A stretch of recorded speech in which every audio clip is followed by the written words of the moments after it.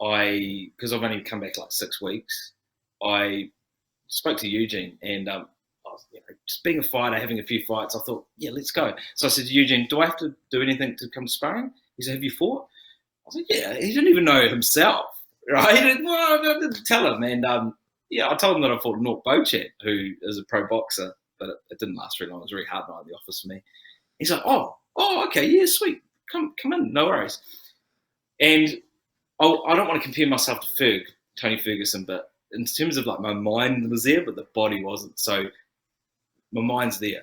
I can hang in there mind-wise, but I probably hadn't trained long enough to be probably quite as tough as I wanted to be. And I went in, and then I had to have a couple of weeks off because I did some sort of damage, which, it's as a former fighter, we used to say, if you get hit, it's your fault. You can never, if you get cracked hard, it's not their fault. They're doing what they're trained to do. So, yes, I do spar, but I'm not. There's advanced sparring and there's like just normal sparring, and I got hurt in the normal sparring. So, I will, once I train more, jump in with them at some stage. But then it's about knowing your levels, and that's what I learned in Thailand too. I was getting beaten at times by 16-year-old boys that had 200 fights.